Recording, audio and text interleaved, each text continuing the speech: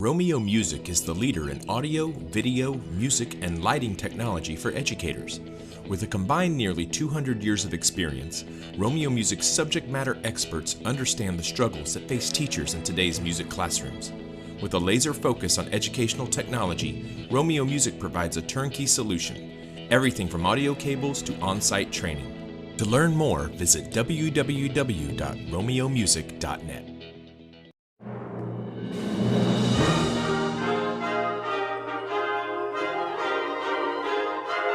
Hello, and welcome to Bandstand, the official podcast of the Tennessee Bandmasters Association. I'm your host, David Aydelott, and I hope you'll join us on a journey through the past, present, and future of bands in Tennessee. We'll delve into the rich history of Tennessee bands, uncovering the hidden gems and legendary figures who shaped the state's band landscape. We'll survey the present, where you'll meet the movers and shakers of today, gaining insights from their expertise and experiences. And we'll gaze towards the future, exploring the exciting possibilities that await Tennessee's school bands.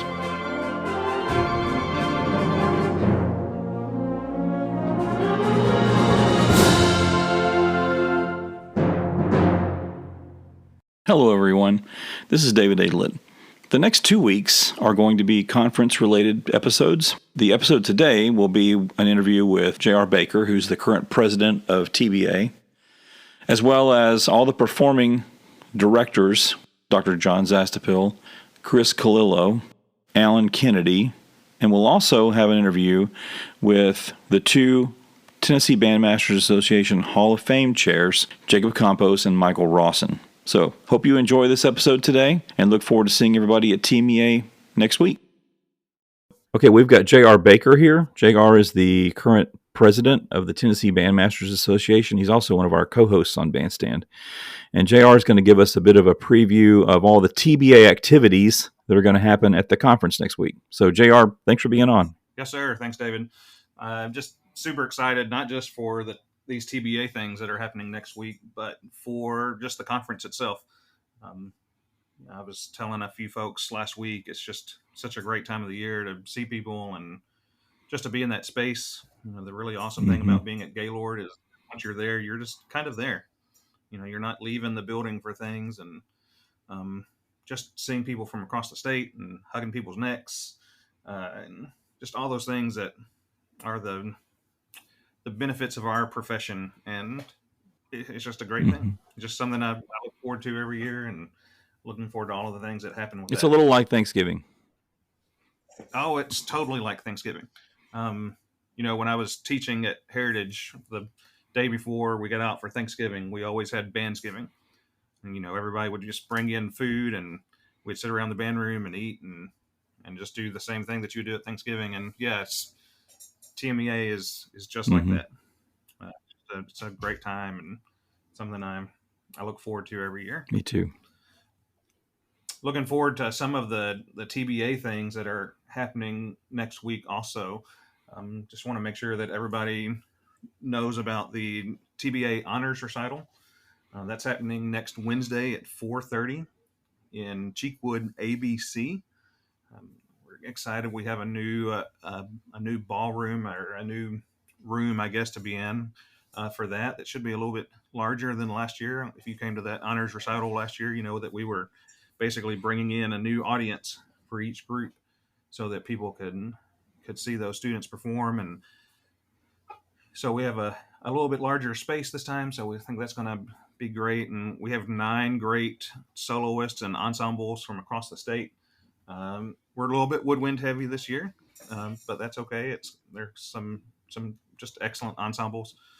I was fortunate in the way that we had students register this year that I could actually go back, and after those submissions came in, could go back and listen to all of their recordings. And it's just some great groups. The Siegel Flute Choir. There's a saxophone quartet from Dobbins Bennett High School that is doing a John Mackey piece that sounds great. Some great soloists, a couple clarinetists, and a flautist, and it's just going to be really good. And just hope that people will come out and support those students at that performance. It's a really neat thing that TBA started a few years ago to pull 3 performances from each region to come and perform at TBA. So Again, that's at 4:30 on Wednesday in Cheekwood ABC. Then I hope that folks will come back on Thursday morning at 11 a.m. in the Tennessee DE Ballroom for the Tennessee Bandmasters Hall of Fame concert. They're going to come and hear just incredible concert by the Hume-Fogg Academic High School Wind Ensemble. They're doing just a really outstanding job preparing that program. You're going to get to hear Omar Thomas's Come Sunday that day, and I just know it's going to be a great performance. They're doing a Steve Danu piece called Into the Quiet Land that I think is just a gorgeous piece that Steve Danu wrote several years ago in honor of the Sandy Hook community. So it's going to be a great performance. The awesome thing about that TBA Hall of Fame concert is that we also get to recognize two of the legends of our state in Dr. Nola Jones and Mr. Ron Rogers as TBA Hall of Fame recipients, and for their induction ceremony and their speeches. I know it's going to be a special moment for both of them. It's going to be a special moment for us to be able to celebrate that moment with them. So hope that everybody will come to that. We're also passing out the Tennessee Bandmasters Sweepstakes Award plaques at the beginning of that concert. So excited to recognize some bands for their achievements in the 2022-2023 school year. So again, that's at Thursday at 11 a.m. in the Tennessee DE Ballroom. And then finally on Friday at 3 p.m. in Hermitage E is the TMEA TBA meeting. This is just our annual business meeting at conference. So we're going to recap some of the things that have happened this year, look towards next year for what TBA can do and be and continue to develop into. I've told several people through this tenure as presidency, it's Tennessee Bandmasters is a really interesting organization in how we meet, what our structure is, and but the things that we do are really awesome, I think, for the state and for the community of band directors in the state. And so just a chance to come together and talk about what some of those things are and how we can continue to move forward, I think is going to be really important. So looking forward to seeing everybody at that meeting on Friday, April 12th at 3. The only other thing I would say about TMEA, and it's not Tennessee Bandmasters related, is making sure that you come to the two band caucus meetings. Those are on Wednesday night at 6 and at 7. The jazz band or the jazz caucus is at 6 and the band caucus is at 7. And those are just really great opportunities for us to come together to bring up issues and concerns that we have as far as TMEA goes and how band and jazz band is approached by the association. So it's a great opportunity to idea share and to send some feedback back to TMEA and back to the council on what we want to see out of the All-State experience for our students. How does the band caucus relate to TBA, JR? There's a little bit of overlap there.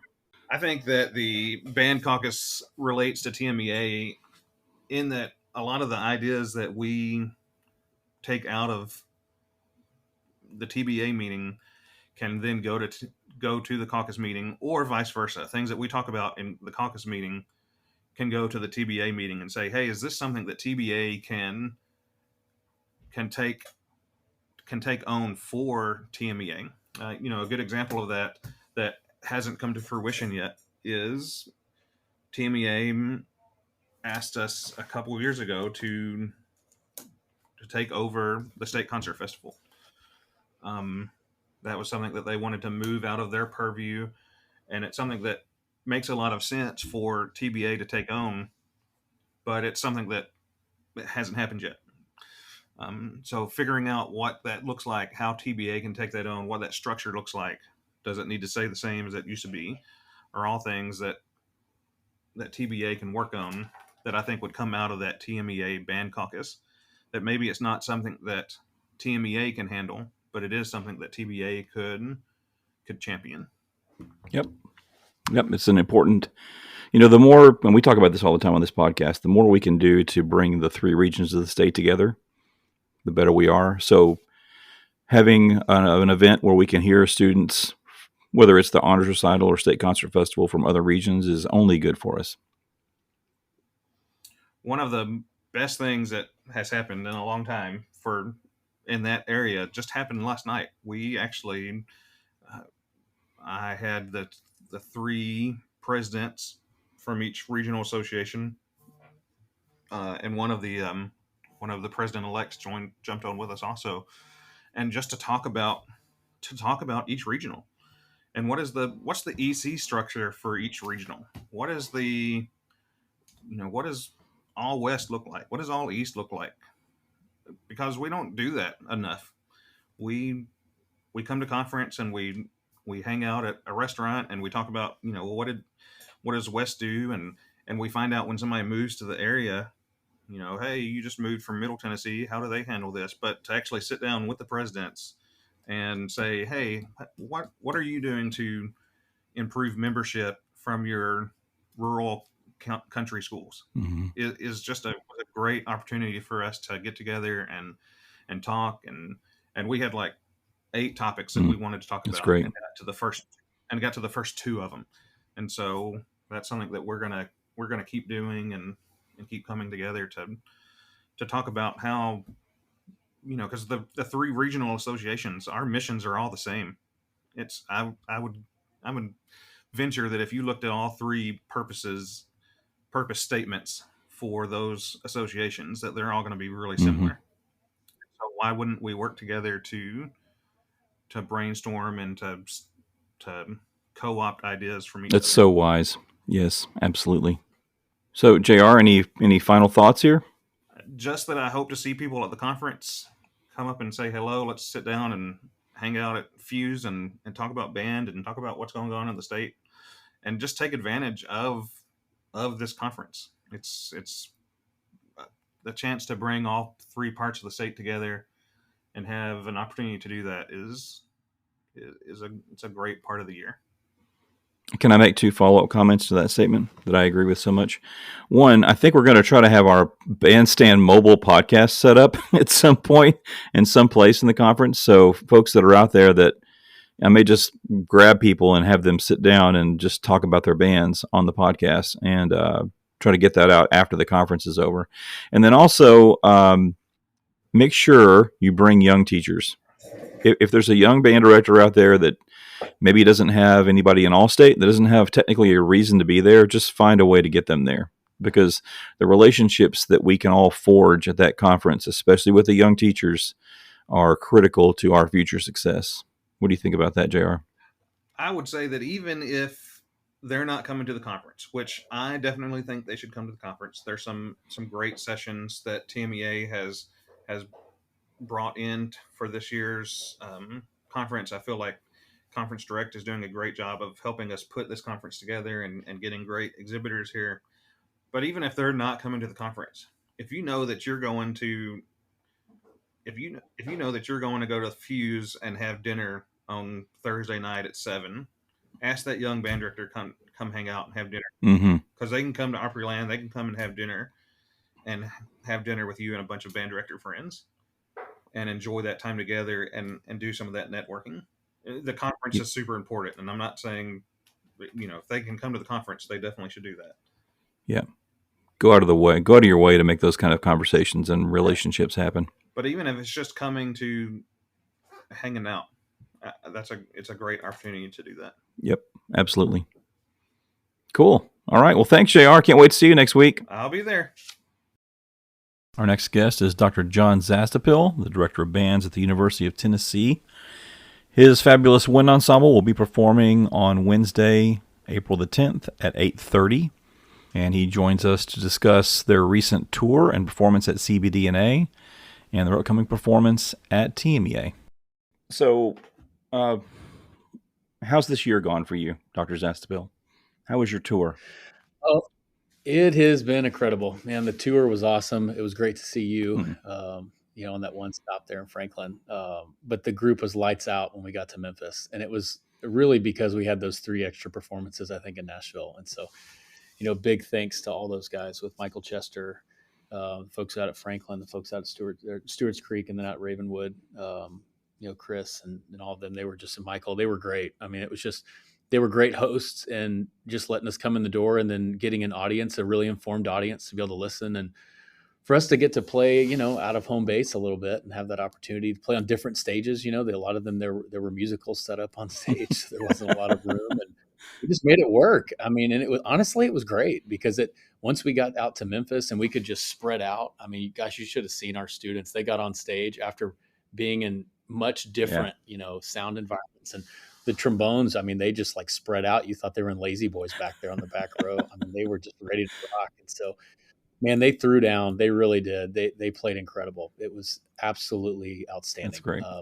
One of the best. We had someone tell us it was one of the best live runs of Hammersmith they'd ever heard. And shout out Mike. The Dooley, that world premiere. Yeah, shout out to Mike Stewart. The Dooley was incredible. I mean, it was so momentous. It was so big. The play. There's so much solo playing in that, and our students really stepped up, and it was just so musical. And it was one of those moments I won't forget. I know our students won't forget it. We say all the time that, music doesn't sound, music feels. And, we woke up the next day, we're like, God, this felt great. That's like, awesome. It just felt great. And then we had a 7-hour bus ride home. Yeah. When TMEA was in Memphis, it was like that too for all you East Tennessee fellas. Long trip home. Okay, so let's hear about your program for TMEA. Yeah, so we're really excited about this, to be able to do both of these events back to back. I mean, it's hasn't even been a month since we played the CBDNA show. And so we actually have our pre-concert for TMEA a week from last night. And so we got back after spring break and we started a whole new program. And our students were, they didn't want to repeat the same music that we played at CBDNA. And so we started new stuff, which is really exciting. And I told them yesterday, I was like, you asked for this challenge. So, it's time they were to step up, and they're really excited about it, but it's a lot of work, putting together a program in a short amount of time. And it's kind of odd because we're on our third rehearsal, but it's also the second to last rehearsal. And so the cycle is a little bit different. So we're kind of excited to play a concert next week and then get 2 more working rehearsals before we go to TMEA. So, but it's such an honor to play at TMEA. I mean, I don't know about you, but I didn't get to do this when I was in high school. Our high school groups didn't play TMEA down in Texas. And when I got to college, they played the year before I was there and the year after. And so I missed out on that opportunity. And then when I taught in Texas and, I didn't get to do it. So when I went to Missouri at Missouri State, we played twice at that conference. It's a big deal to me. I think it's a big deal for our students to be able to have that opportunity. And so that was something we really wanted to do here, David. And me, I've said this to you before, but we want our program to be a really outward facing program. Yep. We want to add value to music education by serving the community. And that starts with the state of Tennessee. It starts right here in Knoxville. It expands to East Tennessee, and that expands to the state. And, being able to play at TMEA, that's a big deal for us. It's something we want to make sure that we're doing, that we're present there and that we are showing that we really do value music education. We don't just say that, we really do. And so it's really important for our students to have that opportunity. And I'm just excited for them. We played ETSBOA last year, and I don't think they knew what to expect. And when we get in there and there's 1,000 high school students sitting in that ballroom, and they're going, wow, this is much different than what we thought it would be. And now we're going to do this at TMEA, and they're going to have all the All-Staters in the room that Wednesday evening for us to play for them, and so it's just really special, and I get chills thinking about it, that all these students that sit in the room and that our students on stage and what we get to share together and have that opportunity to share in the music making and again, adding value to the community. It's a big deal for us. So philosophically, this is something that I want us to continue doing for a long time. We value this opportunity. We don't take it lightly. We are approaching this cycle like we would approach any other cycle, probably more so than we did even with the CBDNA stuff, because a lot of the stuff we're playing is stuff people know. At CBDNA, we play music that maybe people don't know as well. And so not to say you can get away with a few things, because we didn't. We played it really well, but with this program, the music is more audience friendly, in some respects. And so it's still hard, but it's more attainable. And I think the audience is really going to enjoy it. So yeah, man, we just really value the opportunity, and I'm really grateful to TMEA and, the board of directors and everybody there for inviting us to come. And I just can't stress enough how excited we are to get to do We're it. excited to hear you. What is on the program? Yeah, so we're going to open with Dr. Stewart. Mike's going to conduct the Overture to Colas Brion. And then we're going to chase that with Grantham's Jayate Abal. And then we're going to follow that up with a brand new commission that we just did by our composer, Ryan Lindveit, who's on faculty. Ryan's been commissioned by the Big 12 Band Directors Association, the Big 10, the President's Own, the Minnesota Opera. I mean, all kinds of folks. He's a big name in our world. We did that piece on purpose. I'm going to pause for a second and tell you about that one because it was unique. Ryan didn't have a slow band piece in his repertoire. And being new at our faculty and kind of an in-house name in the band world, I asked him, would you write something for us for TMEA? But it has to be something that would work for, great high school groups and great college groups. And so I want to get high school groups to come in on the commission with us. So we did. And so we asked a number of schools all over the state of Tennessee. We have, Collierville from out in Memphis area, all the way to Dobbins-Bennett and Science Hill and Johnson City. We've got Nolensville and Nashville. We've got a number of schools, Bearden, Farragut, Hardin Valley here in town, that joined us on this. So we have some high schools from all over the state that are joining us on this commission, plus some really great colleges, Florida State, UMKC, Penn State, CCM, Yale, and a couple others. And so we're excited about that commission. So that's going to be a world premiere at TMEA. We're really excited about that one. Then we're going to follow that up with the Melody Shop because I didn't think we could do a state convention without a good old-fashioned march. And so Fuller's going to conduct the march on that one. And then we're going to follow that up with a clarinet concerto by Vic Chavez, who's our clarinet teacher. He's been here about 12 years. It's a really flashy E-flat clarinet concerto. It's about 18 pages long, the clarinet part. I'm talking a billion notes. It's just a billion notes. He's all over the instrument. It's scary. It's a brand new piece, came out in 2020 called Sarkasmis by Alexandra Kosmicki. And no one will know it. I didn't know it when he introduced me to it. It's a cool piece. Like I said, super flashy E-flat clarinet concerto. And then we're going to close with the Yagasawa Hymn to the Sun with the Beat of Mother Earth. And so we're going to do that one, which is a great tune. So. That sounds great. Can't wait to hear it. Yeah. Hey, me too. Okay, so what's next? What's after that? We're done. We put the band in the closet and we close it down for the year. Actually, that's true. We decided that because of all the work that's been going on after TMEA, that's going to be it. And so I'm going to give them the last 2 weeks off. Our grad students are actually going to take over and do some chamber music with them for the last couple of weeks. If it totally volunteer, no pun intended. Because what we are done. Our symphonic band and concert band will have their final concert at the end of April. But we're gonna close it up. So what's unique about that? The only reason I say that is that means for our seniors and our second year graduate students, their last concert with the UT Wind Ensemble will be the TMEA performance. And so that's a pretty cool way to go out, I think, kind of end your career at UT. And so then we're just off and planning for next year. So that's a great way for those folks to finish. And we have to make sure you have an incredible audience. We want everybody to hear the incredible work that you're doing at UT. It's hard to believe you've only been there for 2 years. Man, I tell you, I feel the same way.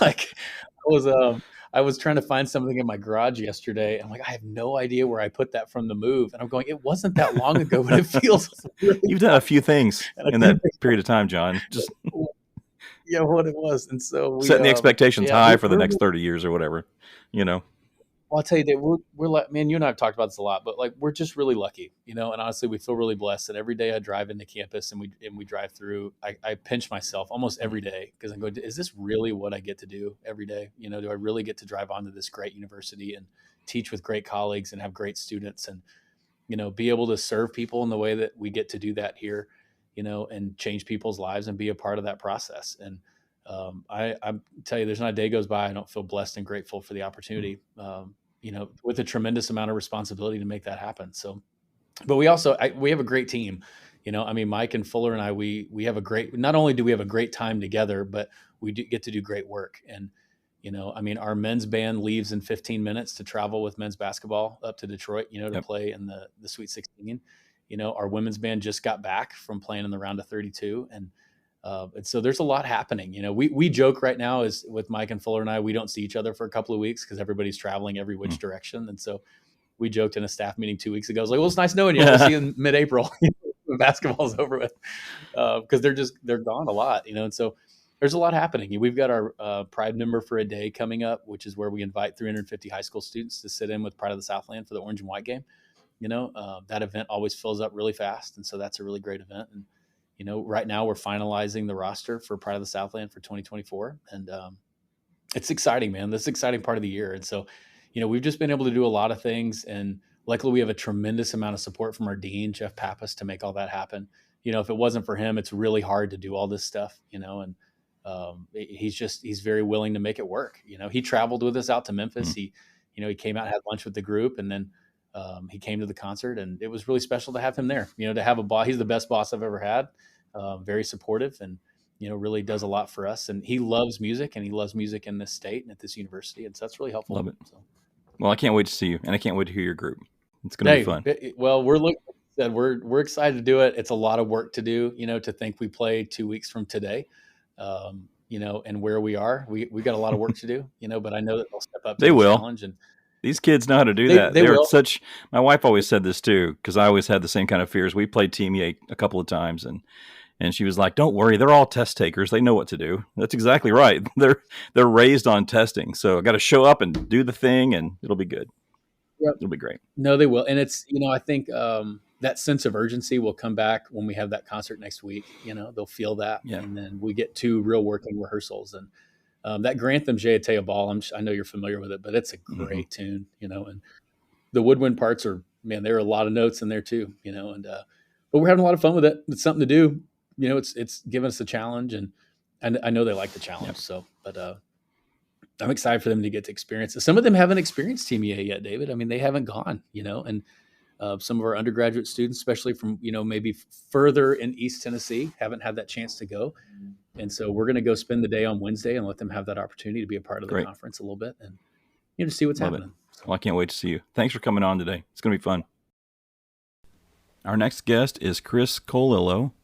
Chris is the director of bands at Thompson Station Middle School, and his jazz band, his incredible jazz band, will be playing on Thursday, April the 11th at 1:30 p.m. Here's my interview with Chris.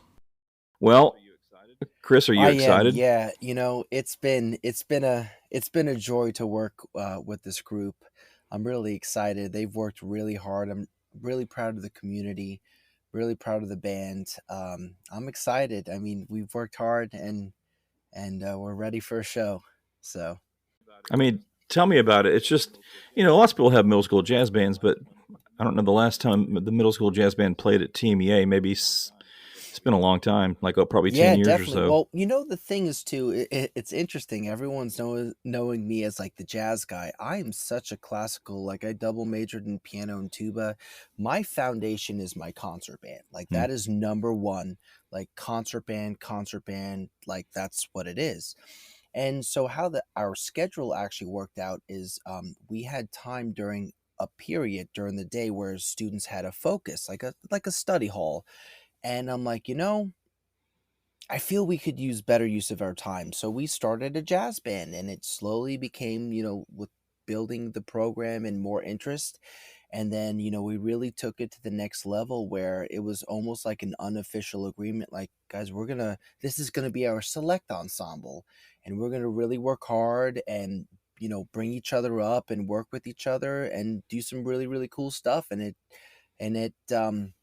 when we went to the Smoky Mountain Music Festival in Dollywood, that's when I started to realize, like, one of the clinicians there said, "Hey, you should apply to Midwest and you should apply to TMEA." And that wasn't even on my radar, to be honest.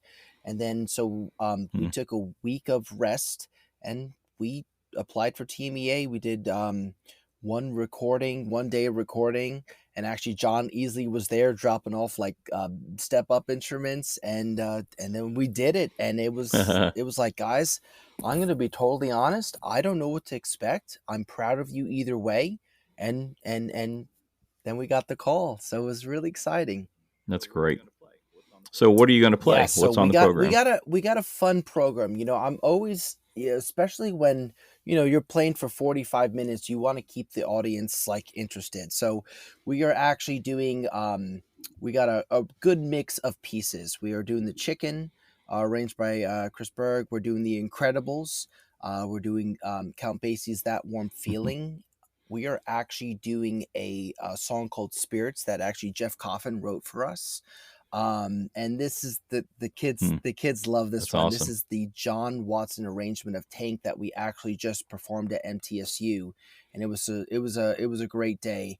And then we're doing the Blues and House Flat, the Mark Taylor arrangement, the Freedom Jazz Dance, Eric Richards arrangement, and then I Wish by Stevie Wonder, and then we're ending it with September by Earth, Wind, and Fire, which is cool because they actually, the songs they auditioned for was actually The Chicken, Freedom, it was, they auditioned on I Wish, The Chicken, and Tank. So it's cool. We're playing those again, and we have our Thompson Station Middle School jazz band that meets during the day, but the one that's actually playing at TMEA is we actually rehearse after school on Mondays. It's almost like a more select ensemble for Thompson Station Middle School too, because I'm a big, like, I have flutes and clarinets in my jazz band, like I want those kids playing, if I could get them an extra period of the day, we still go over fundamentals. And like my big core is still concert band. If you have a good, musician and, a good foundation, they're going to be able to be better marching band musicians or better chamber music musicians or better jazz band musicians. So what's the Jeff Coffin training? Let's hear more about that. It was really cool. So I always do a chamber music summer camp and a jazz summer camp, and we actually do a recording summer camp at my studio in Nashville.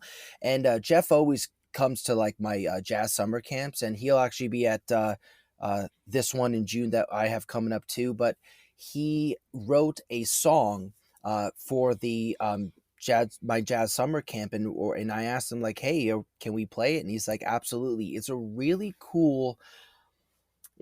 almost cool like vamp tune, because man, when you got middle school kids playing for 45 minutes, you got to be really strategic, because we're playing some heavy charts too. You got to be really strategic on how you program your program, right? And I'm not going to lie, David, I've spent like 2 months trying to do the order. I've been like second guessing myself, but I think I finally got it. And we did our first run through on Monday, and it was good. So this Jeff Coffin tune is called Spirits, and it's just a really awesome, when he brought it to our summer camp, it was a really cool tune on almost how to explore improvising and really exploring how, like, hey, you know what? I know this major scale, but if I, target like the seventh note or the third note, I'm not thinking about Phrygian. I'm not thinking low, none of that. I'm thinking about major scales, relating everything back to major, and just starting like targeting a different note. Because that's a lot of times how I teach improv, because again, me coming from such a classical background, beating my scales into me, like, it's almost the thing as how we in 8th grade and 7th grade we teach natural minors. Oh, this scale? Well, do this, and then you have your natural minor scale. It's sort of the same thing. So he really did a lot of that, because we had a whole bunch of high schoolers from different schools all around Middle Tennessee, and we got the chart that day, and they were like doing such an awesome job with it. So it's a song called Spirits, and I think everyone's really gonna like it. It's a really cool tune. When is your concert? Yeah, no problem. Forgive me for not already knowing. We perform April 11th, Thursday at 1:30 p.m. So yeah, and Okay, cool. it's fun. We're gonna have fun. It's gonna be a great performance. We also have, I guess I could officially announce, but like we have some guest performers that are probably gonna perform with us too. So some of like our I won't say too much. But it'll be a fun time. Just tempt everybody a little bit. It's gonna be a good time. I'm that'll really be excited. Great. And the big thing too, a lot with coming from like a concert band background and doing it, to a jazz band background, man, like our high school directors in the district, like, man, they are pros and they could give master classes on culture. And that's a big thing that I really try to strive at Thompson Station Middle School. It's like a welcoming culture, still like, being accountable for what you need to do, but always know like you're welcome to ask for help.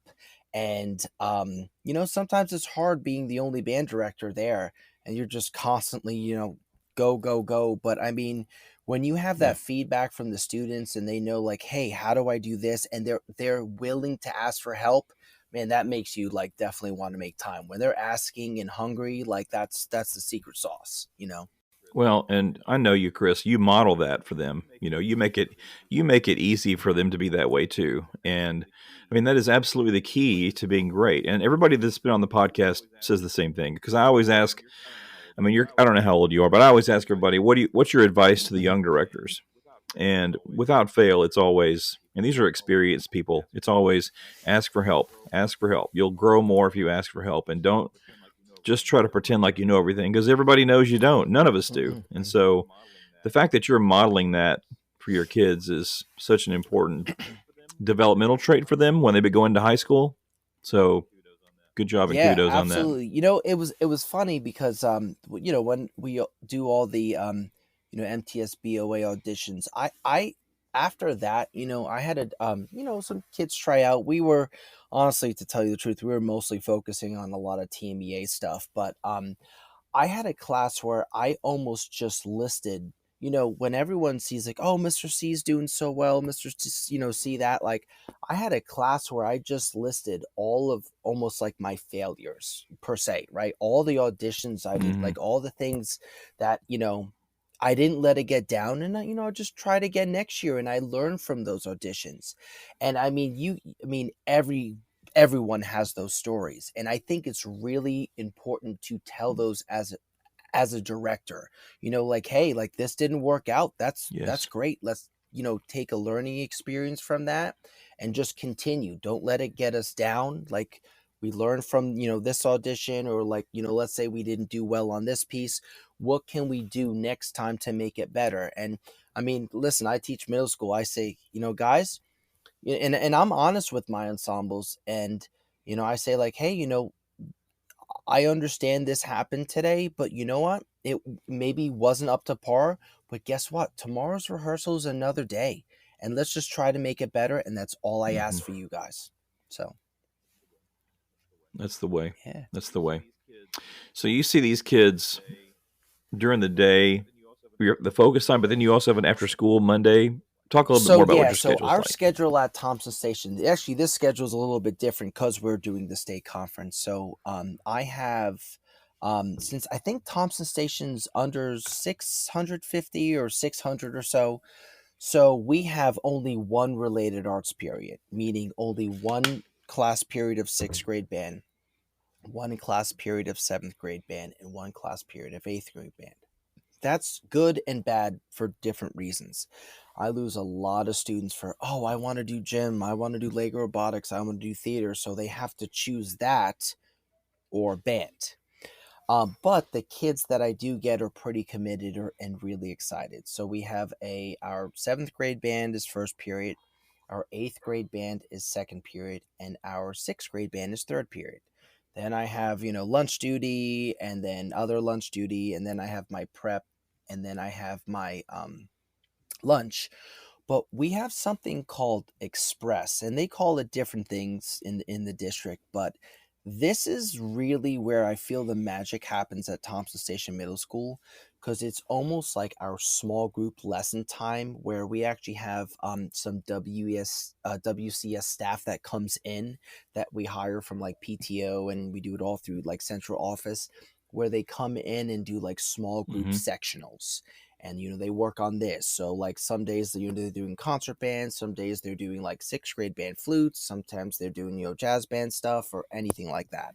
So we have that every day of the week. Now there's certain days where I could actually claim, because we're actually doing the Belmont Wind Band Festival April 6th. We're super excited about that. So once a week I'm able to have seventh and eighth grade concert band combined together. So we will usually have our weekly, still missing some students, but we'll have most of our seventh and eighth grade concert band students together. So that's just small sectional time and everything like that. Now, seventh block is our focus or like study hall, and that's when we actually have our jazz band. And our jazz band, like I'll have French horns, I'll have flutes, I'll have clarinets, get the kids playing. I'm a non-traditional, if you say how it is.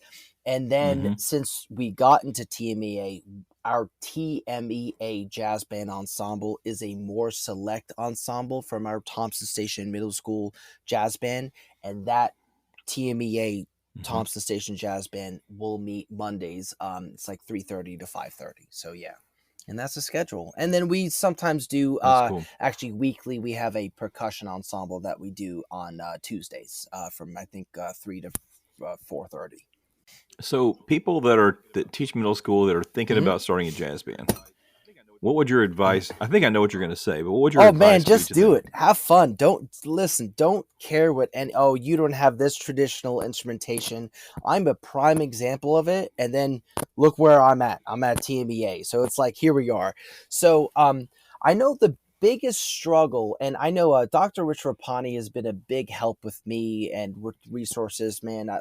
Reach out to that guy. He's the best. He actually has some grant program where he'll come to your school for free for like months and give you resources.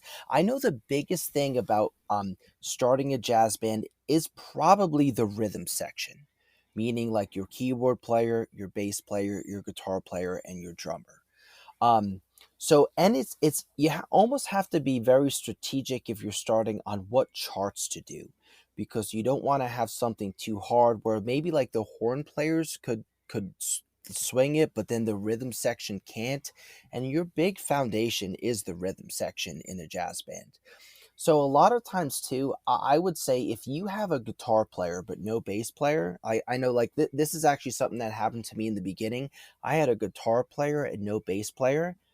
Put them on bass. It's going to be more solid with that bass foundation, and the keyboard would cover that, range of the guitar stuff. It works out. A lot of times too, you just got to get them playing. You just got to like have fun. Like even if you start a jazz band and like they're really excited and you don't play for your school concerts because in your mind it's not good enough, that's okay. You started it, and then you get the interest. And the other thing too is like in my TMA program, I don't have like I do have like some really good standards, but we're playing some almost more non-traditional jazz music, too, and that is important. I know that was the big thing with like jazz band. We did like even some pop tunes, some good standards. Just get them playing and making have fun. That's the big thing about jazz band too. Like you could sort of do some more of those popular jazzy arrangements, and they are out there. I know the biggest thing when I was starting is just trying to find music and see, and I just spent time on JW Pepper and see what I liked, looked around on YouTube and all that stuff. And I mean, they're out there. But the other thing too is what I did too with my jazz band, and I do it with my concert bands too, is I have like a list of things I want to do, but I let the students almost think they choose. I mean, they really do, but they really don't. But they choose on certain things they want to play, and then they almost like are accountable for their parts. Like, hey guys, this is not vibing. Like, we chose this. What can we do to help? And knowing they have that help and instruction, and they take ownership of their parts, and it's a really cool thing. And again, don't be afraid of it. Don't care what anyone else thinks. I have flutes and clarinets and French horns in my jazz band at Thompson Station Middle School during the day. So there it is. Ready, fire, aim, brother. Yeah. Ready, fire, aim. I think people get it backwards, and I like the way you're talking about. Just do it and then figure it out. Build the plane while you're flying it. Like what's going to happen? Is jazz going to die because you've got a flute player in your middle school jazz band? No, it's not. Just do it. Yeah. I love it. Well, and then I know I heard on. That's cool. Well, I know. I heard on one of the podcasts that podcasts are like, hey, if you, I don't know if it was Chris from Ravenwood, I forget who said it, but it was like, if you wait to think you're ready, like it's never going to happen. Like again, TMEA was not even on my radar in February. It wasn't not even on my radar. So that's just, I mean, that's how, like, and the kids know you're coming from a good spot too. So that's like the most important, like the trust with the kids and your program, and just do it. It's gonna be fun either way. Well, I've talked to a lot of people, and they're excited to hear you, and including me. So, Thank you. I mean, good luck. Take care of those Appreciate it. kids. I know you will. They're going to have I want the audience to reward them with great applause. And it's always great at those conference performances to see the audience come up and Yeah. talk to the kids and the students after the performance. And that's just such a great feedback loop for the students to get that appreciation from people they've never met. So good for you. I'm glad you're doing it, and just Thank you good so luck, much. I man. appreciate it, David. Appreciate you. We're joined by Alan Kennedy, the director of bands at Hume-Fogg Academic Magnet in Metropolitan Nashville Public Schools. And his group will be performing the TBA Hall of Fame concert on Thursday, April 11th at 11 a.m. So, Alan, just tell us a little bit about what the year has been like for you so far. Well, first, I want to say congratulations on your podcast. I think this is a great endeavor, and I am very happy to be a part of it. So, thank you for the opportunity. The year's actually been quite interesting, and I told the students in August when school started about our opportunity to perform at the convention, and told them what a massive mountain it would be to climb, and that to remind ourselves that this large mountain will take a lot of time and a lot of effort, and we have to do it step by step by step. So we really mapped out our TMEA concert with doing 3 pieces for the fall concert and 3 in the spring, and definitely putting the more ambitious, meatier pieces early on so we could continue to, work on them and let them simmer all year long. That way it can be at its best performance for April. But it's been, decently stressful, and but I think we've done a really good job about planning, and just because we knew it was such a large task, and you really have to come up with a map and a plan. And I think we did a very good job with that. So with that in mind, it's been stressful because it's a very important performance, but not stressful in the fact that it's been a fun journey. And I think that's the most important part, that we really got to work on some really great music and grow together. And it's actually been a lot of fun. So I'm super proud of the students. Yeah, your program. I know you're doing Candide. I heard you at CPA. You're doing Candide, and you're doing Come Sunday, Shout from Come Sunday. Yes, we're actually going to do both movements now. We've finished the first one, so we're going to do Testimony and Shout. And besides Candide, we're doing a piece called Run to the Light, which is a percussion feature. So it features 2 of our senior members, and then it also features the entire percussion section. And this is by a new and upcoming Mexican-American composer named Ivan Trevino, who's a percussionist from Eastman. And I think this is his first wind band work, and he's, I think, currently working on some other ones. His percussion ensemble music is incredible. Oh my goodness, yes. So a lot of my students have been working on his Catching Shadows. Yes, it's great. And they're a huge fan of his writing. And we're doing a piece called Into the Silent Land, which was by Steve Danu. And we actually did a virtual clinic with the composer. And it's about the Sandy Hook Elementary shooting.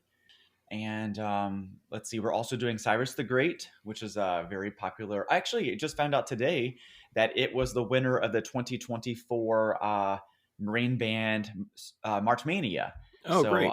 The winner, yeah. And there's actually a fun fact in the program that says that Britney Spears used the 4-bar introduction to open up each of her circus concerts in 2009. So I think that's kind of fun. And we have one more piece that we're going to premiere at TMEA. It is based on Irish folk music and Tennessee honky-tonk music. So it celebrates kind of like the best of both worlds. And I guess that connector is whiskey.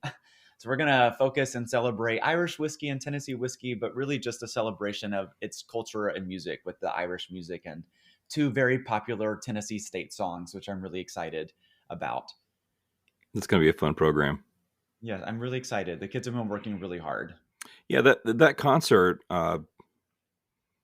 you're playing for Nola Jones and for Ron Rogers. And so it has that additional personal element to it that's different from just playing a concert at the convention. And it's a great concert for the kids to understand how they become part of something larger than themselves. This experience that we're all going to have at your concert has long-reaching sort of tentacles in terms of how band relates to people's lives and that sort of thing. And so I know your kids are going to feel that, and the audience will undoubtedly be responsive to them and, come up and congratulate them when the performance is over. And we want them to have that experience where they feel connected to our Tennessee band community. So your program certainly goes a long way towards making sure that those connections are strong too. Yeah, I told the students that they need to imagine themselves like the Nashville Symphony, where all these people go to hear this big symphony performance, and they may or may not know the people on stage, but they certainly should leave feeling entertained and educated and enlightened. And so for this particular concert, that's our goal, that we are in a room full of music educators from across the state of Tennessee and friends and family of NOLA and Ron's, and that our job that day is to perform a concert where people feel moved and feel something, goosebumps, and smile and clap and stuff. So I told them this really is the life of a professional musician. So if you're interested in seeking that as a career path, then this is what that's going to look like. It will be stressful and anxiety inducing, but at the same time, so rewarding. And so I can't wait for the final piece where they can stand and just, I guess, see everyone applauding and stuff for them. But I told them it is very much like the professional musician life. So I'm super excited. Great. They had the opportunity to do that. And of course, Bandstand podcast related, I plan, with your permission, to use your recording of Giants of the Past, that fanfare that's played at the beginning of the induction ceremony, as our intro music for the next year.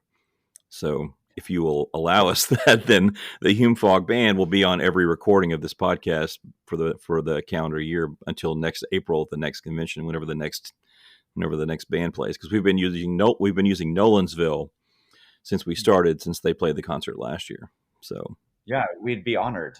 No pressure or anything. Yeah, no pressure. But I will relay that to the students. It would be a great honor. So we will certainly continue to work on that piece. Yeah, it's a fun little piece to work up, And I enjoyed talking to Perry Elliott, who on a couple of podcast episodes ago, because he was the gentleman that sort of initiated this Hall of Fame that we have, and also more or less co-composed that fanfare. So he would take his dog on a walk and sort of imagine what the music he would like to hear in that fanfare. So that piece came from him, and then he had a friend orchestrate it, another person that was a band director at Elizabethton. So they worked together on creating that little fanfare that now we use at the concert. So I loved hearing that. I didn't know that story about it's a dog walking fanfare, essentially. So I thought it was pretty funny. I have 2 golden retrievers, so knowing that makes me even happier. So I love my dogs. I'm actually watching them play outside right now. Love them so much, I actually have them tattooed on my wrist.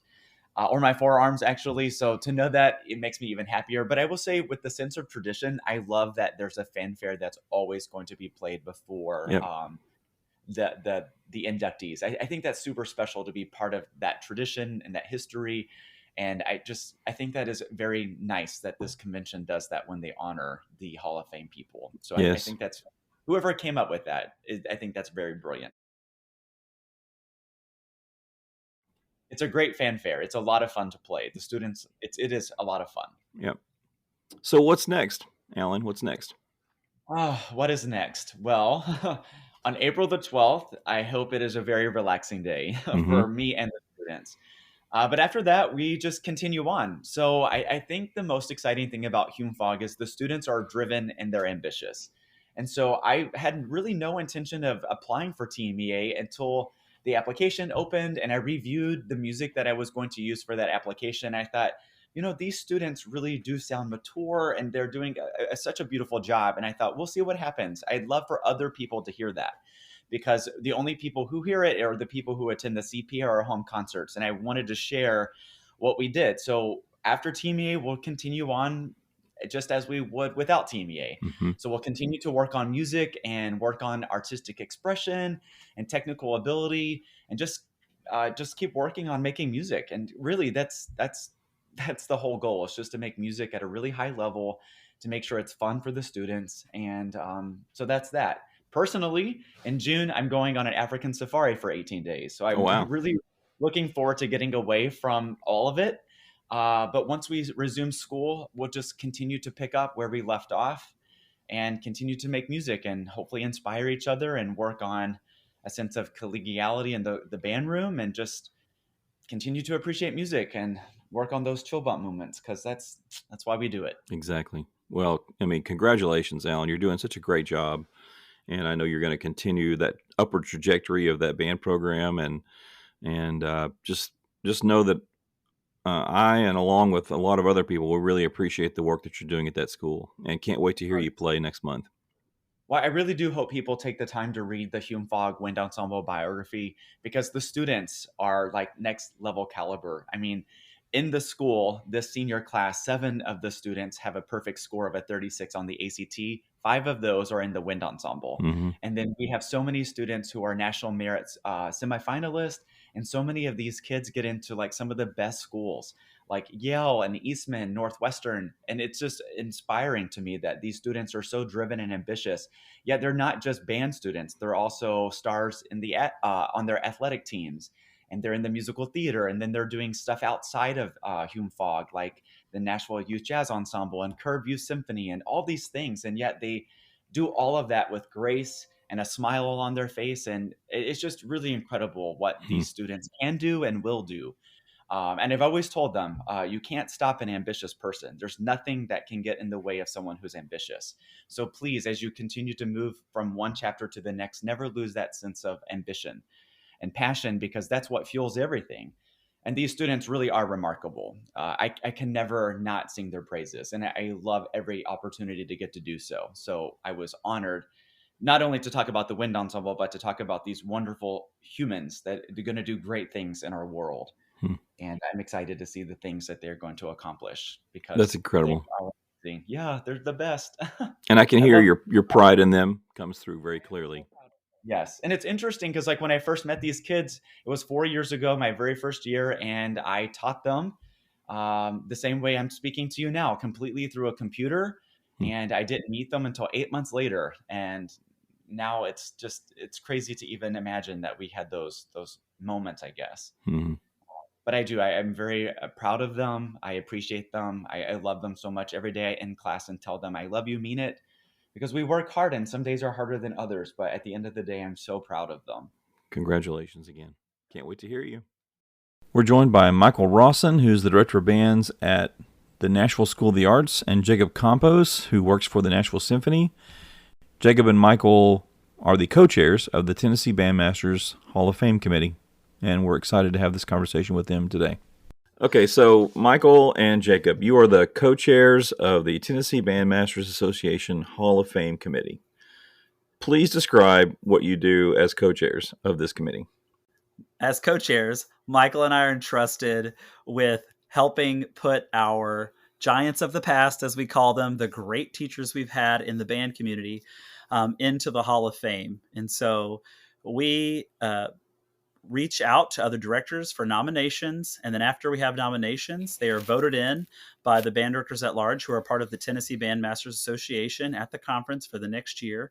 And then at that following conference, we have a ceremony that's a part of the TBA Hall of Fame concert, and they are inducted in the Hall of Fame officially. And we honor them by presenting them a plaque and an award and recognizing their contributions to the history of band teaching in Tennessee. So in order to nominate someone, you have to have a bio and a photo. Is that right? Perry was pretty specific on that. That's like the baseline. And then it goes through some sort of a channel and everybody votes on it. Am I correct? Yes, and the channel is different now than the way that it was initially presented by Perry. Because I think initially by Perry, he would have a simple majority vote at the TBA meeting. Whereas like now, people submit things to Jacob and or I, and we submit those to the current TBA president. And then there's kind of like a da capo conversation with past presidents.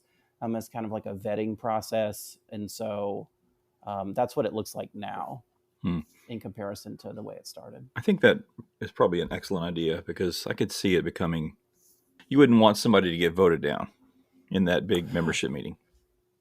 Well, we didn't want people to get voted down. And when Jacob and I started, we were younger than we are now.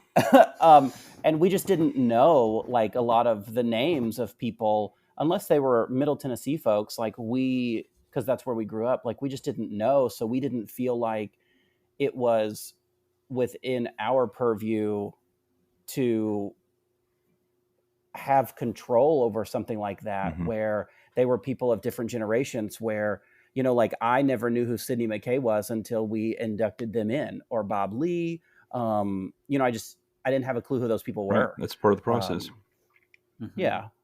Michael, it was actually Michael who came to me at the TMEA conference several years ago now, and he said, "Hey, Jacob, Perry Elliott is leaving this position. I think we should do this as a pair, as friends."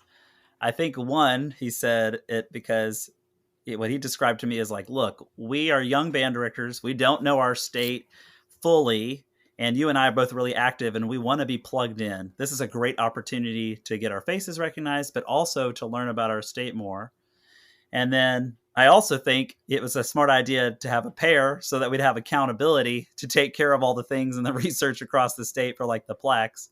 And that, Perry took on a lot to make sure that these were upheld. And it was actually much trickier in his time. There wasn't social media. There wasn't the ease of some of the things that he did, but it was really Michael that came to me and asked me. And I was so excited when he asked me because being a part of McGavick and Franklin, those are places that have such long histories within the state. I always loved that entrenched history of band. And so when Michael explained to me what this really was, it was just really exciting. But Michael Rosson's he was the impetus for getting us going in this. Michael, what drew you to this? What made you want to do this? I remember sitting in the back of the TBA meeting in Chattanooga, and Perry stood up, and Perry had been doing it for, I don't know, maybe almost like 15 years at that point. And in echo of what Jacob said, I wanted us to be plugged in. At that time, like both Jacob and I had been teaching for like maybe 3 years, and we both wanted to set the world on fire, so to speak, and still do. But that was a way of serving the association, serving the other teachers in the state, and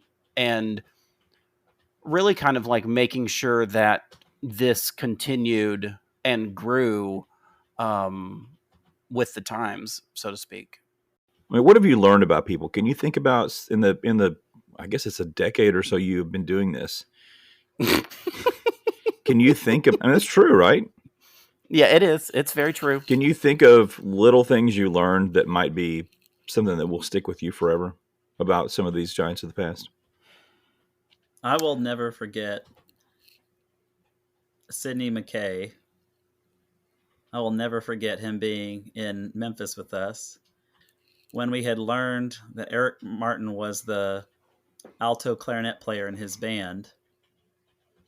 Eric Martin, who was president of Music for All. Yes. And that he was in his band as an alto clarinet player, and now he became the president and CEO of one of the largest music nonprofits in the country.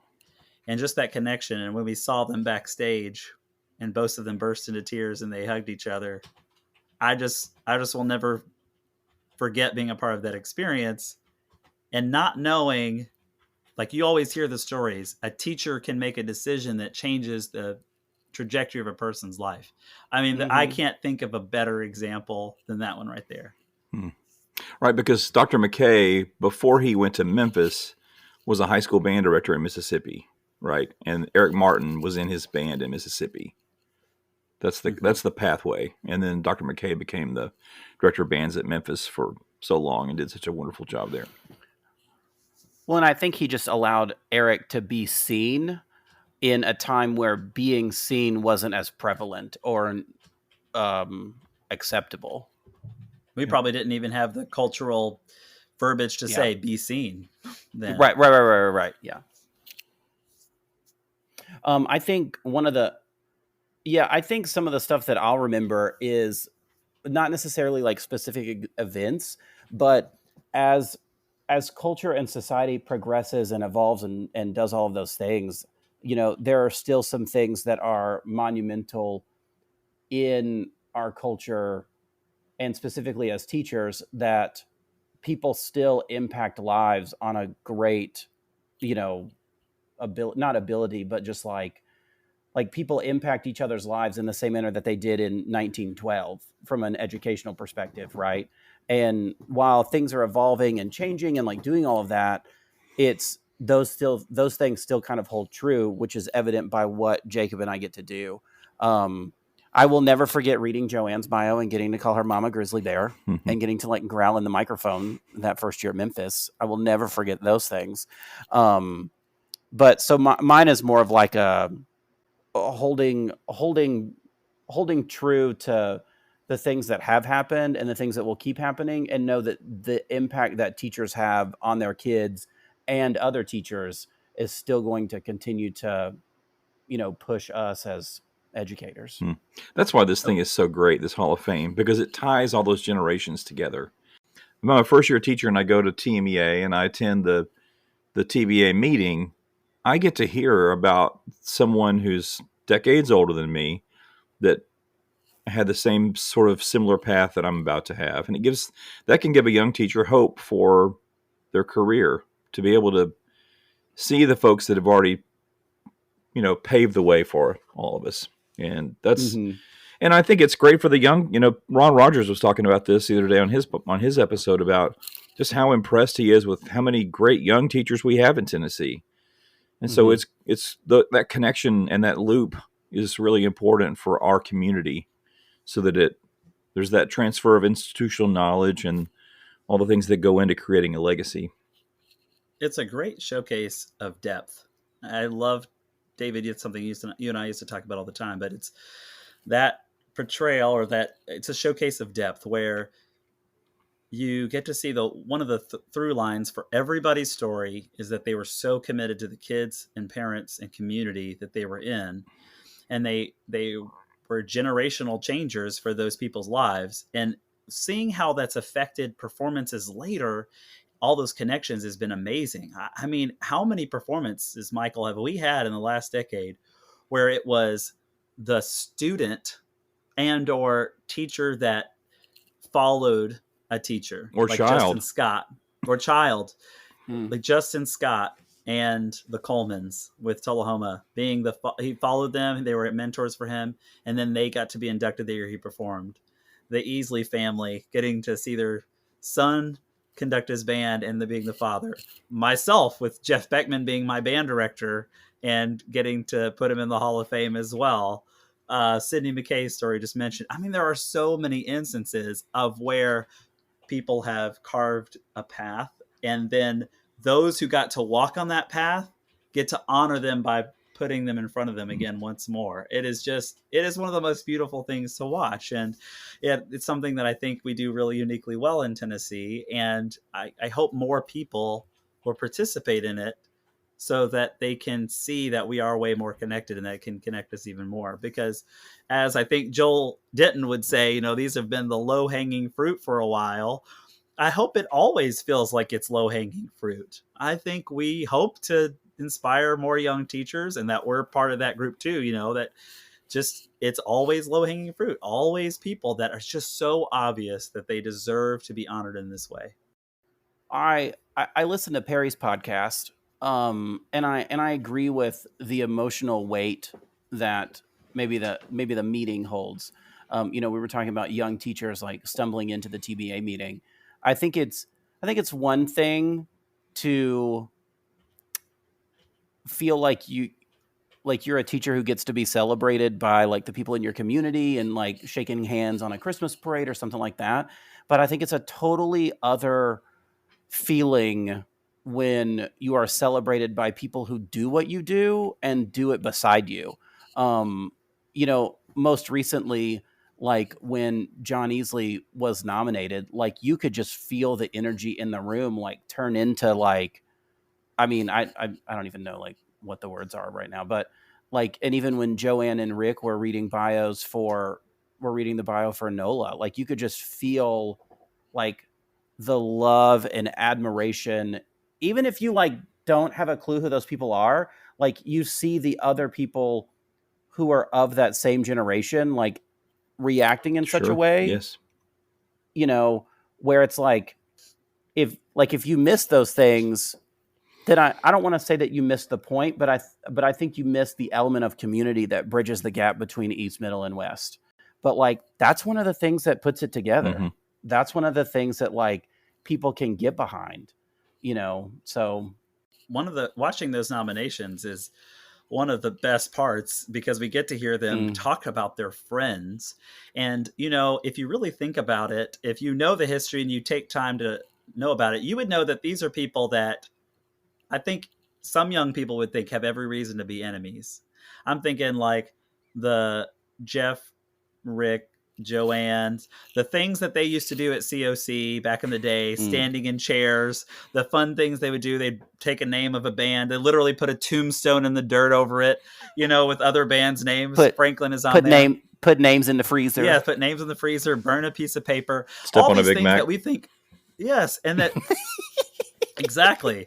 All these things that we think today are so terrible and they're too competitive and blah, blah, blah. And it's not good for the culture. You know, a lot of us don't do that stuff anymore, but look at them. They all did that to each other, in front of each other with their students. And they are all best of friends and they honor each other. They respect each other. They're nominating each other for this thing. It just shows that it went way beyond. And so when everybody's caught up, especially young teachers, I was caught up. When you're caught up in competition, you have to remember, like, wait a minute, you're going to have to work with these people for a long time. If you stay in this state, you can get competitive. You can be excited for them too. And hopefully have a friendship that at the end you're crying over because look what you've done with all this time. I know the ceremony gets a lot of that weight, but the TBA meeting itself is really powerful just for watching the friendships, like Michael was saying. Yeah. I think one of the things that I like about the meeting and kind of being able to be in the front is being able to watch the person who's getting nominated. Like I think it was Barry that nominated John D. And you hear Barry start to like read stuff and you're just kind of like watching John and waiting for his reaction and like, girl, I'm ready. Let's go. And then like he gets to the end of the first paragraph and he goes, John D. Easley. And John Easley just goes, oh crap. And kind of has this like, oh, like almost like, well, I felt like this was coming and now I know it is. Ugh, you know, kind of deal. But I think like in that kind of case, like a lot of people that are in our profession, like feel like they're on an island, et cetera. And so sometimes they feel like they're not noticed or something. And then you have to sit there for 12 more minutes of compliments about your life. You know, like, yes, you do, but we don't always like hear those kinds of things either. So I think that catches a lot of the emotional weight about the nomination process too. What would the both of you say to young teachers? Get to the meeting, get to the event, and really pay attention. And also, I would say to young people to be patient, to know that things take time. I remember the feeling of, when I think about myself the year that Michael and I took this over, it's so hard to listen to people who have been through all these experiences, these band directors who have just done so much for their students. And you want to live it all right now. And if you're not having all of those right now, or even getting 5 of those this year, it feels like you're not doing the right job. Maybe you shouldn't be in this career. But the truth is, we are in a long game mission. We're in a long game trajectory for everything we do in band. It's not happening tomorrow, and you kind of can't force it. You just have to take the average Tuesdays, take those spotlight moments over time, and they add up. And over time, the rewards start to come back where you start to see them happen. I'm seeing some of them now with students who graduated, and it's taking me off guard. I can't imagine in the future what it'll be like. Michael? I would kind of build off of that. And I would say also recognize an opportunity and get on it. Because had we not done that, I mean, we wouldn't be doing this thing right now. You know what I mean? And so it's like, it's one of those things where if when I was at Spring Hill, David Baker was telling me, okay, well, you need to go to COC, blah blah blah, and sure, fine, whatever, okay. And David said, if you wait until they're ready, or if you wait until you're ready, you'll never go. And not as like a manner of like forcing you to do something, but like if you wait until you're ready, you're just going to sit on your thumbs the whole time because you're always going to find an excuse to not be, or whatever the case may be. Yes. And so, like, if you wait until you feel like you're ready to volunteer for something or to throw your name in the hat for something, then it's probably going to be a little too late. And so if you're going, well, we'll start going to concert festival next year, or we'll do solo and ensemble or whatever the case may be. We're going to learn our F sharp minor scale next year. Okay, cool. But put a plan in action to do it. Because if you wait until you're ready, then you're, like I said, you're just going to be sitting on your thumbs and you're going to be doing you and your kids a disservice. Well, both of Yeah, you, to add to- I'm sorry, hang on. Both of you are directors who have gone outside of Tennessee for events. Michael, you just got back from Kansas City because you did a Music for All affiliate festival at UMKC. Jacob, when we were at Franklin, you took those groups to the National Chamber Music Festival. What is the benefit in doing things outside of Tennessee on a larger national scale? Michael? I will also mention that Jacob and I have also done conducting symposia outside of the state as well. And it takes your horse blinders and just like cacks them off real fast in terms of the realm of possibility. Like, sure, professional, what's the word? Connections and all those kinds of things like are a byproduct of it. But like, it just opens your eyes. It opens your eyes to things that you're like, oh wait, this really is a thing. And this is just something that like I read on an Instagram meme, or like I read in a book somewhere, or like I dreamt about this the other night. You know what I mean? Mm-hmm. And so like, it's those kinds of things where, yes, we can watch things on YouTube and yes, this, that, and the other, but like, no, like go to BOA finals and sit 10 rows from the front and don't worry about all of those kinds of things and just listen to Broken Arrow like wash you over with some sound, or whoever. I would say that for my students, of course it opened their eyes, but I think that instead of being in their silos, which is so easy to be in just your same classroom every day, for them not to have the bigger picture, we're social creatures. And social media does not fulfill that need. It really doesn't. And so they need to actually get their physical beings in front of other people that are not from their same state. They should visit people locally, the next county over, of course, maybe go across the state. But to go to the national level and meet students of other programs doing what you do really opens their eyes. They feel like a much bigger connection. We used to have kids trade shirts with other band kids at festivals. We had kids that grossly exchanged reeds at the festival. I didn't find out about that till later, like ones they had used. And I will tell you that what happened with, like, for example, with the saxophones at Franklin, even after David, you had left, after that sax quartet went, and this happened with the flute choir and our trombones too, the saxophones went to National Festival and they had an amazing experience. They played really well. After that I did not have to do nearly as much work to have good saxophones. I feel like I was still trying my best, but there was a natural intrinsic buy-in within their group for years and years until I left Franklin. And so the original sax quartet, the next group of kids wanted to be like them and talk like them. So they formed a sax quartet. Then we had 2, then we had 3. Other kids wanted to have those experiences. And it just kept going all the way till where the kids, when I left, had no idea of the names of those kids in that original group.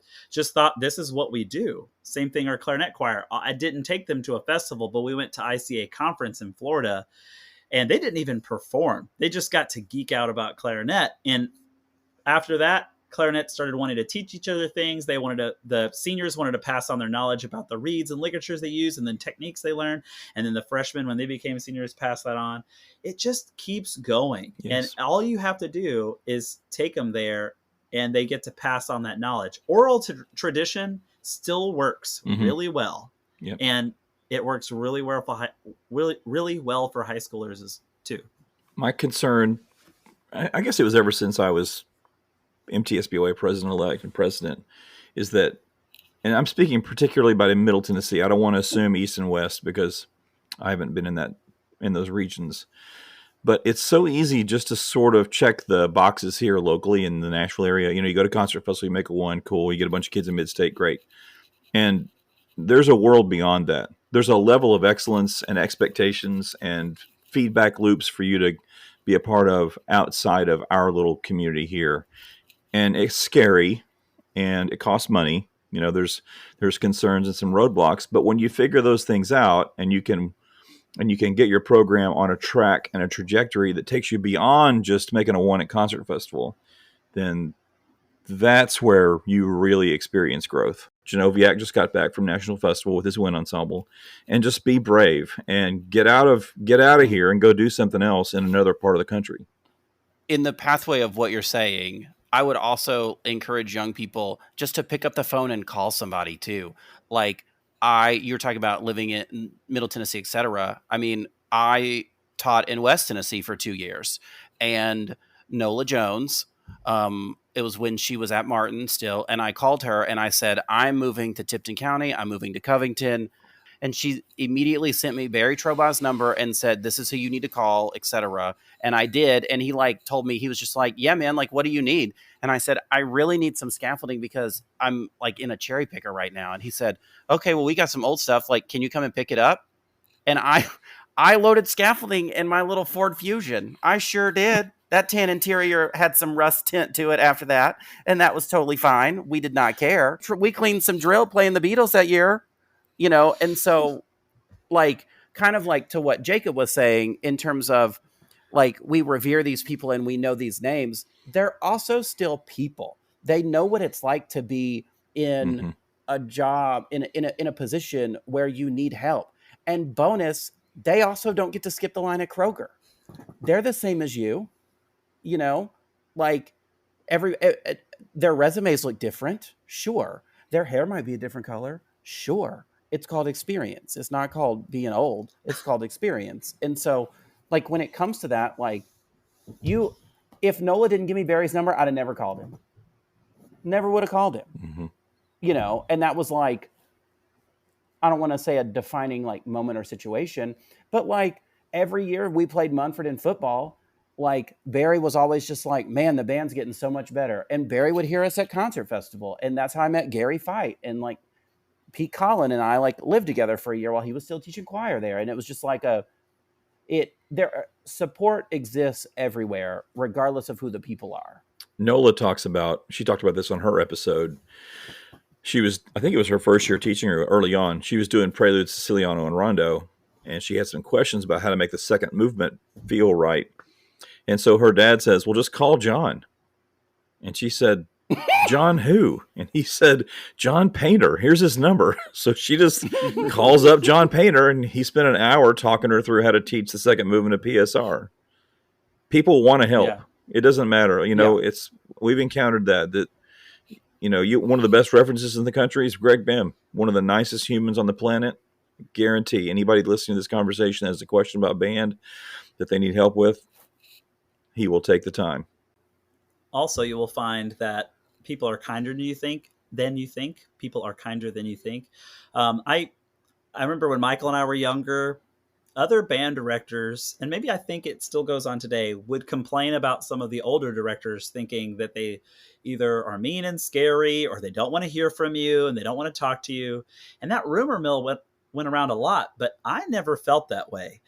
Most of my mentors were, which I guess they should be, were all much older than me. And they're also the people that when I got really high strung, would say, calm down. Rick Murphy used to tell me to calm down all the time. Joanne Hood then would be like, straighten up, Jacob. And then she'd tell me to calm down. And then Jeff Beckman would say the same thing, get it together. And then he would tell me to calm down, and he would say something really funny. And if you actually take time to get to know these people, you will see both sides of them. You will see the side that is really intense sometimes because they're they care about what they do. There's nothing wrong with being intense sometimes. Intensity is good. We want you to be intense about what you're passionate about.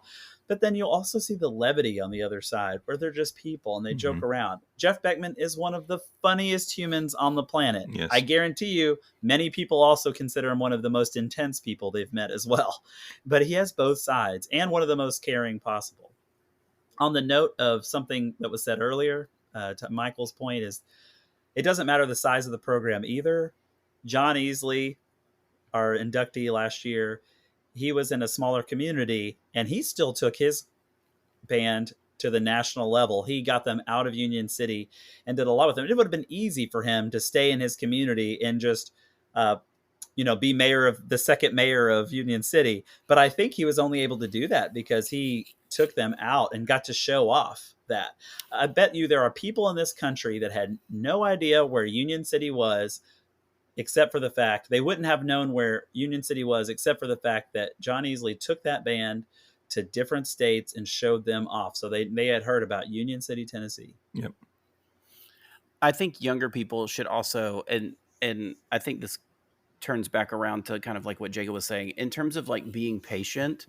Like, yes, we're talking about these kinds of things, but those things don't happen overnight. Like, they legitimately just do not.